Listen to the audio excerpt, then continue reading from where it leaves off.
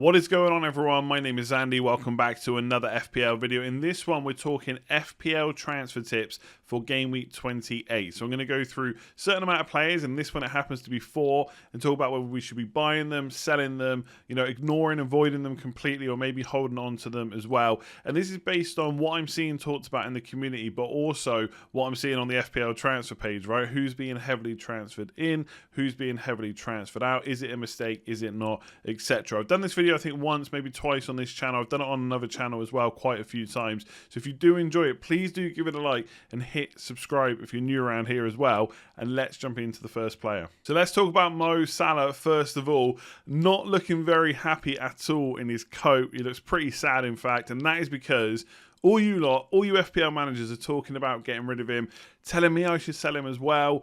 And obviously, fixtures-wise, you got a blank in 29, a game against Arsenal in game week 30. People have kind of given up on Liverpool, I would say, getting very frustrated with the way they're playing.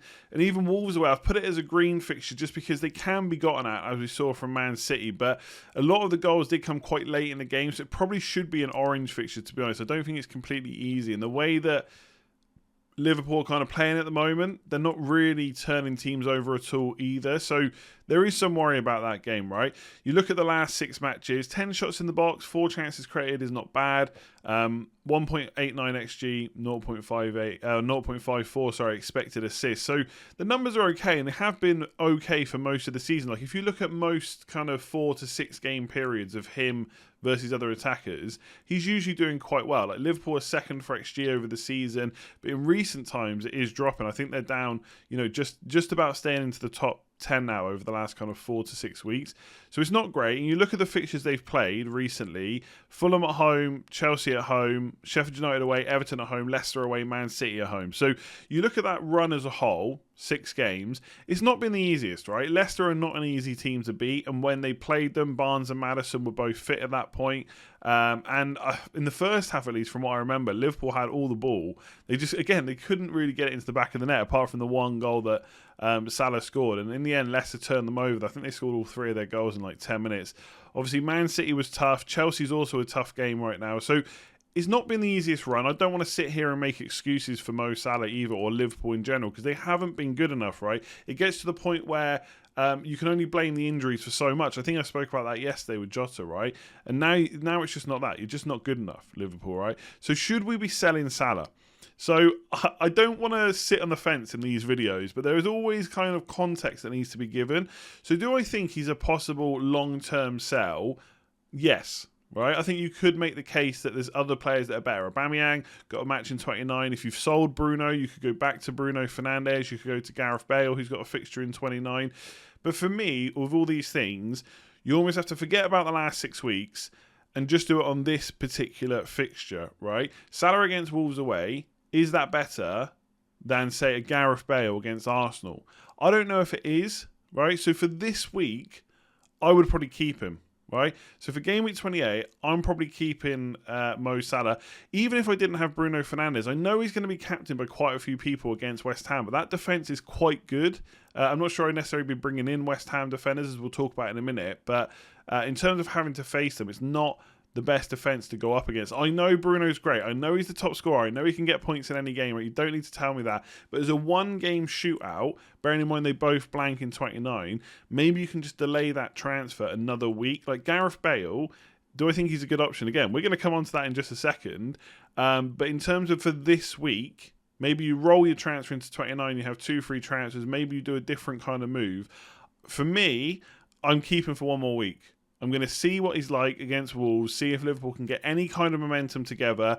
I think his numbers have looked okay, although over the season they are down a bit, right? So in terms of his goal threat, it's not as good as the last 3 seasons. I think that is fully shown in how Liverpool perform, but he's still the top scorer. And I don't think he's going to go from now to the end of the season not scoring goals. So I'm not trying to sit here and justify it. If you want to sell him, you absolutely should. But for me, I'm putting him down as a keep, at least for game week 28, And after that, maybe we look to sell him. Okay, let's talk about Gareth Bale, who I kind of just spoke about, right? You knew it was coming when I spoke about Mo Salah. Now, a lot of people are looking to make that switch. And for me, it just comes down to the fixture this week. I'm not saying don't do it for 29. I'm not saying, don't have him for that game week 30 fixture as well. But for me, I feel like you could ignore him for now. And I'm going to put ignore, buy, hold, whatever up on the screen. But really, it should be like with a caveat, right? I always want to caveat stuff. Ignore him, yes, for this week, but don't ignore him going forward. That would be my overall look at it. Because I just think Arsenal away, right? Jose Mourinho going into that match. What does he want to do? He wants to win. Does he care about whether he scores 3 or 4 goals? Absolutely not. And obviously, they do have this really good attack that's played well over the last few weeks. But Crystal Palace at home and Burnley at home are very good fixtures. Arsenal away is not that easy, right? And Arsenal can defend when they want to. I know they conceded to Burnley. It was poor playing out from the back. And maybe Jose Mourinho will press forward. But if they get a 1-0 head start, well, that could be curtains for Spurs' attack. And that's not even to say that it is a bad thing. I think they have attacked when they can recently, right? And I think they've played really well. But against Arsenal, it's they got more players that can punish you. So I think he will be a bit more cautious. So I'm not saying ignore Bale completely. I'm just saying I don't think you need to necessarily buy him for Mo Salah. Now, if you want to bring him in for a different player, potentially it's a good move depending on who you're moving out. So it's kind of like an ignore and also buy, right? Again, not trying to sit on the fence, but the reason I say that is because a lot of people are making the Salah switch. But in terms of other players, like Aston Villa away, I think it's an okay fixture, to be honest, in game week 29. I know lots of us own Martinez, but Newcastle away is pretty good. And the fixtures after Man United are pretty decent as well. And also Bale was just adding this extra element to that Spurs attack, which make them more difficult to play against. And his stats are really good, right? Slightly better than Mo Salah. Not as many shots in the box, but his expected goals is decent. And when you think he's only played 5 games, so I'm checking last 6, but that part of that includes the last 5 where he's just started playing again. And in some of those games, he's hardly played any minutes at all. Man City away, West Ham away, 2 really good defences including in this. So a lot of these kind of stats and numbers have come from Burnley at home and Crystal Palace at home. So for me, I think he's a buy. Right, depending on who you're selling him for or selling for him, I just don't think I would make that Salah transfer. But if we want to talk about it more, whether I have to say buy or not, I'm going to put him down as a buy. So I have to hold my hands up, right? Aaron Cresswell, I haven't watched every single video or listened to every podcast from other content creators. Maybe they've been talking about him a lot, but I think on this channel, right, I hold my hands up like I said. Aaron Cresswell is one of the most underappreciated and under-talked about players this year. He is top of the defender charts, and it's not by luck, right? West Ham defence is extremely good. It's not at the levels of Chelsea or Man City, but he also gets plenty of attacking returns as well. And one thing which is potentially undervalued as well is West Ham, when they win, they don't usually win by high margins. You're not expecting them to go and put teams away like 3-4, 5-0 that often, right? So when the games are low scoring and someone like Cresswell is creating so many chances, that's always got a good chance to bump him up the bonus points, which we saw last night against Leeds, where I think he got the 3 bonus in the end. And 1.46 expected assists for a defender over 6 matches is pretty damn good.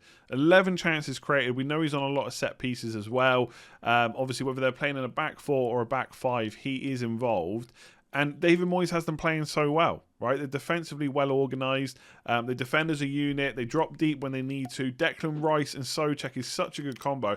Like Declan Rice is probably a player that I got completely wrong, right? He's a defensive... I think defensive midfielder is almost a bit of a harsh thing to say. He does a little bit of everything. His distribution is brilliant as well. You talk about Calvin Phillips at Leeds. I think Declan Rice is just as good, if not better, when it comes to distribution and also just winning the ball back as well. So extremely good team. You don't need me to say too much more about that. And as I've said already, the top 4 race, or the race for Europe when it comes to an FPL point of view, is brilliant because so many teams can still get European places and we don't have that many matches left. I guess it's still like a quarter of the season, right? So it is quite a bit. But often we get to this point and maybe like game week 31, 32, and people that were, or teams that were relegation contenders are safe. They don't care anymore. There's teams that can't get into Europe. They don't really care anymore. We talk about being on the beach. It's not going to happen for these teams. And I think when you look at the fixtures, right, I would say Cresswell is an ignore for this week, right? There's about 60,000 transfers in for him already, and there's not maybe a huge amount of active managers, so I think that's quite a lot of transfers in for him. And I just think Man United away is not the most difficult fixture for West Ham, probably, but they will cause them problems. I don't think this is the week to bring him in. I think you put it off until game week 29. I know I'm talking about the blank quite a lot, and it's not me sitting here saying that Arsenal is easy and Man United is difficult. It's just that in game week 29, there's not too many fixtures. So if you wanted Cresswell for the long term, bringing him in and either hoping for a clean sheet or banking on an attacking return is not the worst call, I don't think. And then Wolves away looks like a good chance for a clean sheet. Leicester at home, potentially, without Barnes and Maddison. Whether they'll be back then, we'll have to wait and see.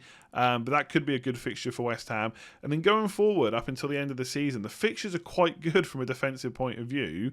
And if those of you have got, like, I don't know, like a Cancelo or a Diaz, or like me, Wan-Bissaka, maybe you want to make that switch at some point. I'm not saying you should shift Man City defenders anytime soon, especially not Diaz, by the way.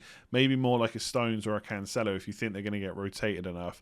But there is the option to get Cresswell in, and I do think he's been massively overlooked this season. I'm sure, I haven't checked his ownership, so I try not to pay too much attention to it. It's probably higher than I think, but I feel like he's never ever talked about. So for me, it's an ignore for game week 28, but from game week 29 onwards, I'd definitely be looking at him. So I think people are starting to get a little bit frustrated with Calvert-Lewin being transferred out, and I guess the last couple of games have been a bit annoying, a few blanks here and there, and obviously Ancelotti then came out and said that they're kind of playing with a front two, and he doesn't want Richarlison defend as much, so he sacrificed a little bit of Calvert-Lewin, which wasn't good. But I look at the fixtures, right, and I do think he's a difficult hold for game week 29. The reason I say that is a lot of people are going to have Bamford, Watkins, Antonio, Kane. They're going to look for 3 of those 4, and so holding Calvert-Lewin means you can't get them. Now, you could bench him and maybe get an extra attacker in midfield, but looking at how a lot of people's teams are set up, it's difficult to do that. So I do think people will sell him for game week 29. But I think personally,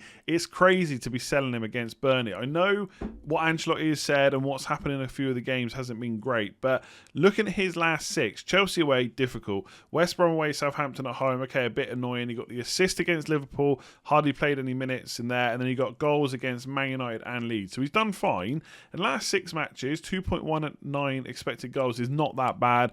9 shots in the box, only 3 chances created. We don't really expect him to be creating too many chances, but we've seen that Burnley can be got at, right? Arsenal should have scored more goals. Spurs scored quite a few past them. West Brom should have scored more, and they had 10 men, right? So Burnley's defence is not as good as we think. They can go through spells against weaker teams, and easily rack up plenty of points, especially Nick Pope. But I think a lot of Nick Pope owners are worried right now. So for me, Calvert-Lewin's an absolute hold this week. I think when you look at the fixtures the other players have got, right? Kane, okay, look, if you can get Kane, fine, but I reckon most people have probably already got him or need to find the funds. Watkins has Newcastle. That's a good fixture, but I don't think it's necessarily better than Calvert-Lewin versus Burnley. And then Bamford and Antonio play Man United and Chelsea, so there's absolutely no need to make that move this week. And I think a sideways move to Richarlison is just not worth it, because I think longer term for Everton, after like game week 30, we might be looking to get rid anyway. Yes, they still have the potential. Well, they will get a double game week. When that's going to be, we don't know. It looks very unlikely to be for game week 28. Could be for game week 30, right? Aston Villa and Crystal Palace at home would be really good. I think if you've got a good team, or if you're free hitting in 29, I would keep them. I think Burnley at home and Crystal Palace at home, there's a reason that Kane and Bale scored points in those 2 games, right? It's not a coincidence that they played those defences and got really good points, and then against Fulham they maybe didn't get as many. That's not a coincidence. So for me, he's definitely a hold. I would definitely be holding Calvert-Lewin. I know I feels like I've made this video, talked about 4 players, and I've been averse to selling them, right? And you can get trapped into holding on just that one more game. But Burnley at home is a good defence. I think you hold him for this, and in game week 29, if you can't hold him through that for Crystal Palace at home, then fair enough. You could always reverse the fixture, right? The transfer, right? You could bring in Bamford or Watkins or whoever it might be, and then reverse that afterwards. But for me, he is a definite hold this week for Burnley at home. The numbers look okay. I think he's had some time. I mean, the last 6, he's had Chelsea, Liverpool, and Man United. I know he did well against Man United, but a lot of that came kind of in the second half, and especially for him towards the end of the game as well. So he hasn't had that many easy fixtures over those last 6, and I think he's done okay. I wouldn't pay a huge amount of attention to that Richarlison bit that Ancelotti said. I think it is worth kind of noting, but it doesn't necessarily make him a bad player. Burnley at home is a good fixture. I would definitely be holding. So that's it for this one. Let me know what you think in the comments below. Do you agree, disagree? Am I being a little bit too wary about selling players? Should Salah to Bale just happen this week regardless? And what do you think about Cresswell as a long-term option? It feels strange to be asking what you think about a player who's the best defender so far this season, but he has been kind of underappreciated and under-talked about by me in particular. So yeah, let me know what you think in the comments below. Give it a like if you've enjoyed it. Hit subscribe if you're new around here as well. And lastly, if you haven't already checked out Patreon, patreon.com/letstalkfpl. Everybody that signs up goes up on the Legends wall. If you want to support me and the channel a little bit further, it's always appreciated. You don't have to, but there's some extra perks and benefits over there as well if you want to check them out. I'll be back tomorrow with a game week preview, Thursday for team selection, Friday for captaincy and deadline stream. Looking forward to getting through to game week 28 before we start concentrating on blank game week 29. Thank you for watching. Hit that like button, hit subscribe, and I'll see you again soon.